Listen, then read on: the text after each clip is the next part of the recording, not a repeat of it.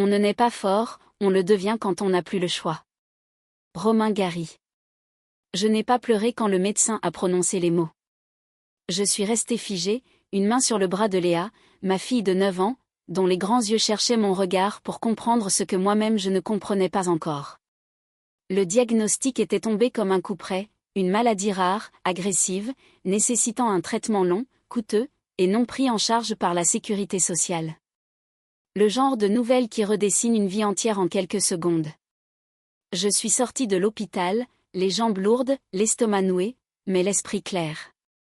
J'ai toujours été comme ça, incapable de m'effondrer quand tout s'écroule. À 45 ans, j'en ai vu passer des tempêtes. Veuve depuis mes 36 ans, j'ai élevé Léa seule, refusant l'apitoiement, travaillant de nuit, de jour, parfois les deux, pour nous offrir un semblant de stabilité. Alors, ce combat-là, je le mènerai aussi. Je n'avais pas le choix. Je suis rentrée chez moi, j'ai pris une grande inspiration et j'ai composé le numéro de mes parents. J'aurais aimé éviter. Mais il n'y avait pas d'autre issue. Ils ont répondu avec leur gentillesse habituelle, celle qu'ils réservent aux dîners de famille et aux invités. Je leur ai expliqué la situation, calmement, sans larmes. Je leur ai parlé du traitement, des chances de guérison si nous agissions vite, et du coût. 47 000 €. Une somme immense pour moi. Mais pas pour eux. Ils vivent dans une grande maison à Versailles, voyagent 3 fois par an, possèdent 2 appartements en location. Et surtout, ils venaient de financer, il y a à peine 6 mois, le mariage de ma sœur cadette à hauteur de 300 000 €. Robe sur mesure, château loué 3 jours, traiteur gastronomique, feu d'artifice. Je m'en souviens, j'y étais. J'avais même aidé à servir le vin. En silence. Mon père m'a écouté longuement, puis a dit, on comprend ta douleur, mais on ne peut pas tout faire pour tout le monde. Ma mère a ajouté, c'est très triste pour Léa, mais tu sais qu'on a déjà beaucoup donné à ta sœur. Et puis, on ne peut pas déshériter un enfant pour en sauver un autre. Je n'ai pas crié. Je n'ai pas supplié. J'ai simplement répondu, d'accord. Je me débrouillerai. Ce soir-là, en rentrant à l'hôpital, j'ai pris la main de Léa. Elle dormait. Je l'ai regardée longtemps. Ils avaient fait leur choix. Moi aussi, je ferai le mien. Mais à ma façon. Sans bruit. Sans haine. Mais avec toute ma mémoire. Ce n'est pas parce qu'on a tout supporté qu'on doit tout pardonner. Yasmina Reza. Je n'ai pas dormi cette nuit-là. Comment aurais-je pu? J'avais cette image en boucle dans la tête, celle de ma mère remettant une enveloppe blanche à ma sœur, lors de son mariage, les larmes aux yeux. C'est pour ton avenir ma chérie. 300 000 € pour une journée. 0 centime pour une vie. Le lendemain, j'ai pris mon cahier noir, celui où je notais les rendez-vous médicaux de Léa, les ordonnances, les contacts d'associations, les devis des hôpitaux privés. Tout était là. J'ai commencé à cocher ce qui pouvait être tenté. Mais je savais que ça ne suffirait pas. Même avec toutes les aides possibles, même en me ruinant, même en vendant ma voiture, il manquerait encore des milliers d'euros. J'ai contacté la sécurité sociale, la NDPH, des fondations pour enfants malades. Certaines m'ont promis une réponse. D'autres m'ont dit non tout de suite. Trop de demandes, pas assez de fonds. On m'a parlé de chance au tirage, de priorité selon les critères médicaux. Mais ce n'était pas une loterie. C'était ma fille. J'ai aussi pensé à créer une cagnotte en ligne. Mais l'idée de devoir exposer notre douleur, de devoir vendre la maladie de Léa comme une histoire triste pour attendrir les inconnus, me donnait la nausée. J'avais toujours tout porté seule. Pourquoi devrais-je maintenant supplier le monde entier pour qu'elle vive? C'est alors qu'une idée s'est imposée à moi, aussi claire qu'un éclair dans un ciel d'orage. Il y avait une autre voie. Une voie plus personnelle. Plus directe. Mes parents m'avaient dit non. Très bien. Mais ce n'était pas un simple refus. C'était une trahison. Et s'ils ne voulaient pas aider leur petite fille, alors peut-être que d'autres devraient savoir ce qu'ils avaient choisi de faire. Pas pour les salir. Pas pour me venger. Mais pour exposer la vérité. La vérité, c'est qu'ils avaient choisi les apparences plutôt que le cœur. Le paraître plutôt que le sang. Et moi, pour Léa, j'étais prête à faire tomber les masques. Ce que les gens craignent le plus, ce n'est pas le scandale, c'est la vérité dite calmement. Annie Ernaux. 3 jours. C'est le temps qu'il m'a fallu pour passer de l'humiliation à la clarté. Je n'avais toujours rien dit à mes parents. Pas un message, pas un appel. Je savais que le silence les troublerait plus que n'importe quelle scène. Ma mère s'attendait sûrement à ce que je supplie une seconde fois. Elle adorait ce rôle de reine bienveillante, qu'on vient supplier pour obtenir sa générosité. Mais je n'avais plus l'intention de mendier. J'avais décidé de parler ailleurs, autrement. J'ai rédigé une lettre. Pas une lettre de plainte. Une lettre factuelle. Digne. J'y ai raconté notre histoire, le diagnostic de Léa, le coût du traitement, les refus de certaines aides, et enfin, la réponse de mes parents. Aucun nom, pas de haine. Juste les faits. Noir sur blanc. Je l'ai envoyé à une amie journaliste qui travaillait pour un petit hebdomadaire local. Elle connaissait mon histoire, elle connaissait Léa. Elle a lu, relu, et m'a appelé en larmes. Tu es sûre de vouloir publier ça? Oui. Il faut que ça sorte. Même si ça dérange. L'article est sorti le mardi. En page 3. Titre simple, une mère seule face à l'indifférence. Et une photo de moi et Léa, prise à l'hôpital, floue, mais réelle. Je n'avais pas mentionné le nom de mes parents, mais ceux qui devaient comprendre ont compris. Versailles est un monde petit, surtout dans les cercles où l'on aime parler de valeurs, de famille, de générosité. Le mercredi, j'ai reçu 3 appels anonymes. Des voix nerveuses. Des silences lourds. Et le jeudi, ma sœur m'a écrit. Tu n'avais pas le droit de faire ça. Tu salis tout ce que nos parents ont construit. Je n'ai pas répondu. Car moi, je ne voulais pas salir. Je voulais qu'ils voient ce qu'ils avaient préféré ignorer. Le vendredi, une voisine de mes parents que je connaissais à peine m'a glissé une enveloppe dans la boîte aux lettres de l'hôpital. À l'intérieur, un chèque de 2000 €. Et une note, écrite à la main. Pour Léa. Parce que ne l'ont pas fait. Ce jour-là, je n'ai pas pleuré. Mais pour la première fois depuis longtemps, j'ai senti mon cœur s'ouvrir. Pas parce qu'on m'avait donné, mais parce que quelqu'un avait vu. Les masques tombent toujours, mais rarement dans le bruit. Delphine de Vigan. Le week-end qui suivit la publication de l'article fut un bouleversement silencieux. Je n'avais pas changé mes habitudes. J'allais à l'hôpital chaque jour, je lisais des histoires à Léa, je buvais un café en salle d'attente avec d'autres parents que je ne connaissais que de regards fatigués. Je faisais ce que je savais faire, tenir. Mais ailleurs, dans les salons bien chauffés de Versailles, quelque chose se fissurait. Ma sœur, d'abord, cessa de m'écrire. Je sus que mes parents avaient été confrontés à des questions qu'ils n'avaient pas prévues. Un voisin. Une amie de longue date. Un ancien collègue. Tous avaient lu l'article. Tous avaient deviné. Et aucun d'entre eux n'avait défendu leur silence. Même ceux qui d'habitude excusaient tout. Ma mère aurait pu nier. Elle aurait pu jouer la carte du malentendu. Mais cette fois, elle n'en avait pas le courage. Car ce qu'elle craignait le plus, ce n'était pas la honte, c'était le regard des autres. Et le regard des autres avait changé. Le lundi, j'ai reçu un bouquet de fleurs anonymes à l'accueil de l'hôpital. Un arrangement élégant, de ceux qu'on commande chez un fleuriste de standing. Pas un mot, pas de nom. Mais je savais. C'était elle. Sa manière de dire « je suis touchée » sans dire « j'ai tort ». Mais moi, je n'avais plus besoin de ces fleurs. J'avais autre chose, les premiers dons avaient commencé à arriver. Petit. 10 €, 20 €, 50 €. Des messages parfois, pour Léa, et pour le courage de sa mère. Je les lisais en silence. Et je notais chaque nom dans un cahier. Pas pour les remercier un jour. Mais pour ne jamais oublier qui avait été là, et qui ne l'avait pas été. Un soir, alors que je rentrais chez moi, mon téléphone a vibré. Numéro inconnu. J'ai hésité.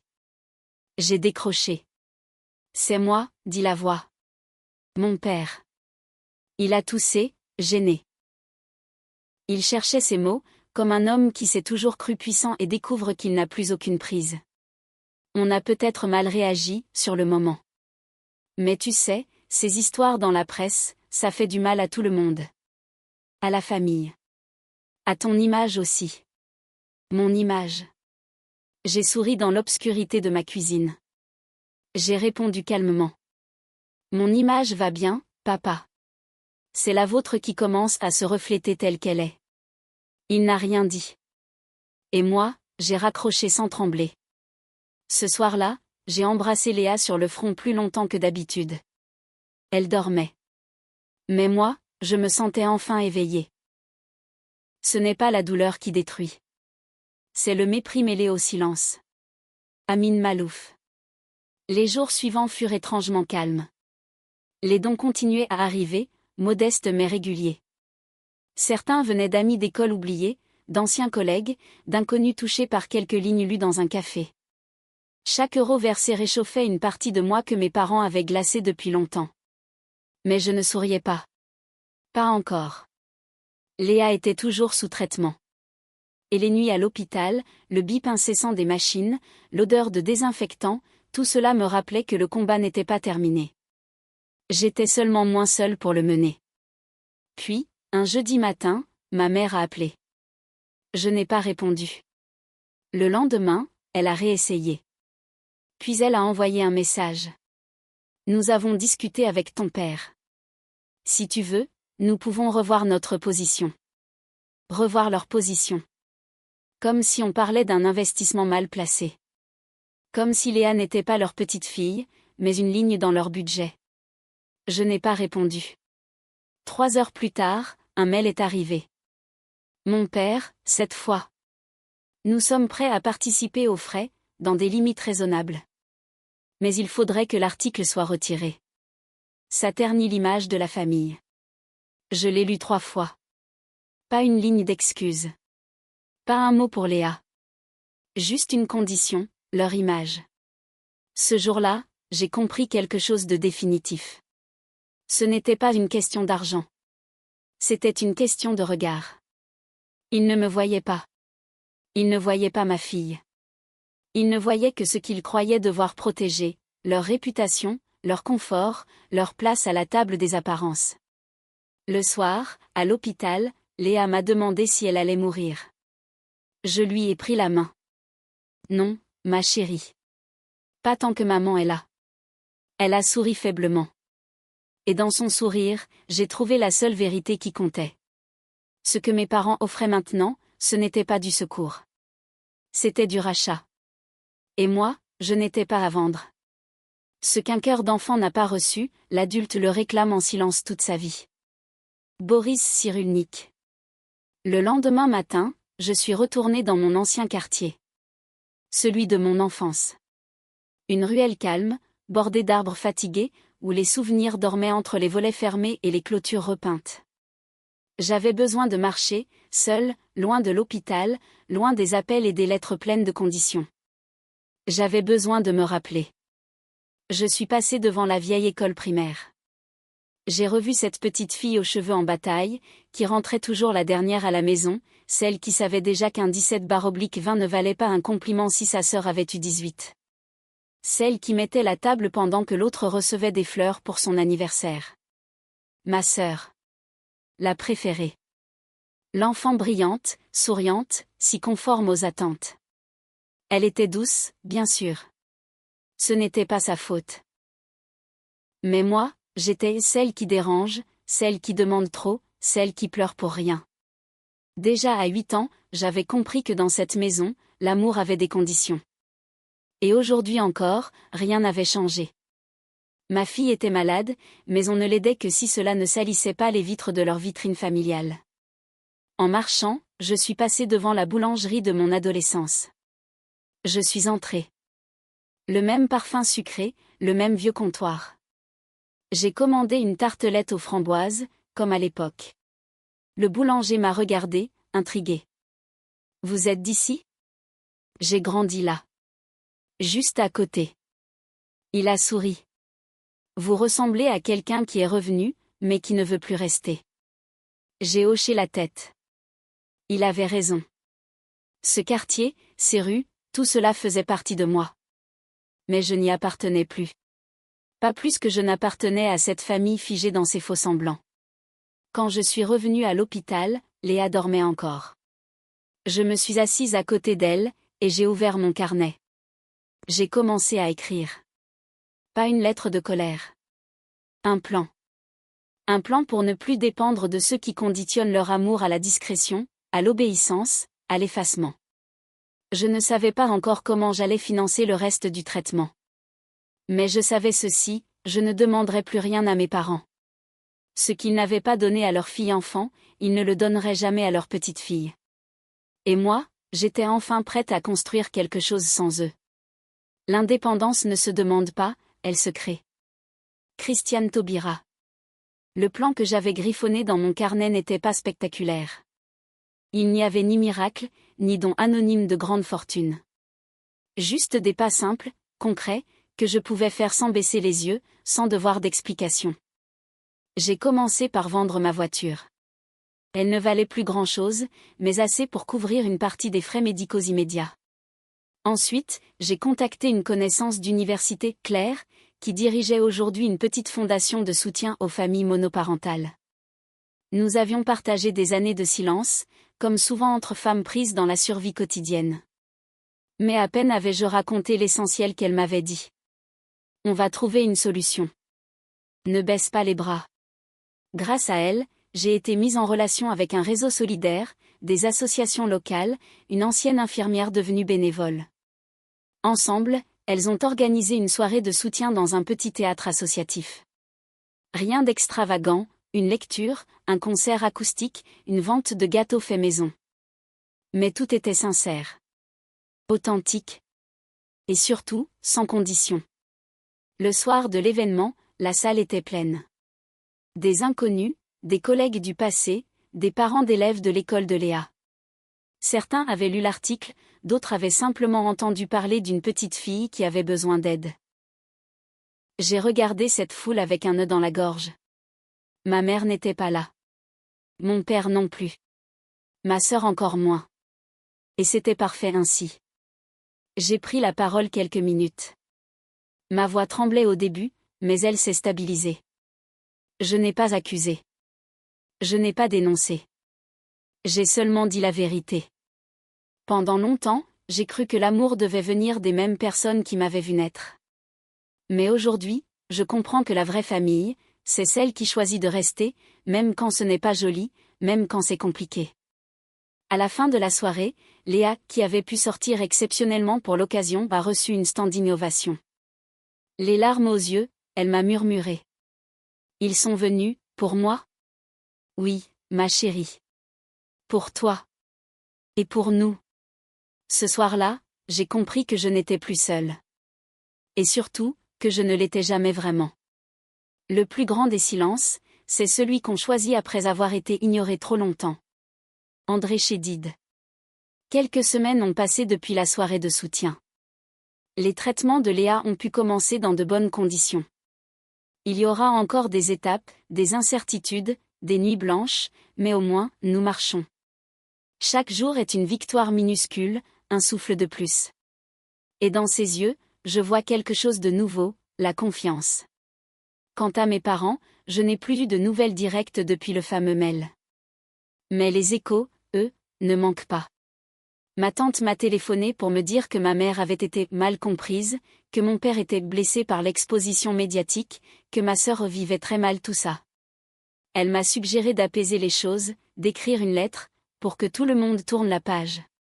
Mais moi, je n'ai rien à tourner. Parce que je n'ai jamais écrit cette histoire. Ils l'ont fait. Moi, je n'ai fait que refuser d'en être l'otage. J'ai revu Claire autour d'un café, quelques jours plus tard. Elle m'a regardé longuement avant de me dire. Tu sais que tu pourrais leur pardonner, un jour. J'ai souri. Peut-être. Mais je n'ai plus besoin d'eux. Et ça, c'est déjà une libération. Léa va mieux. Elle recommence à dessiner.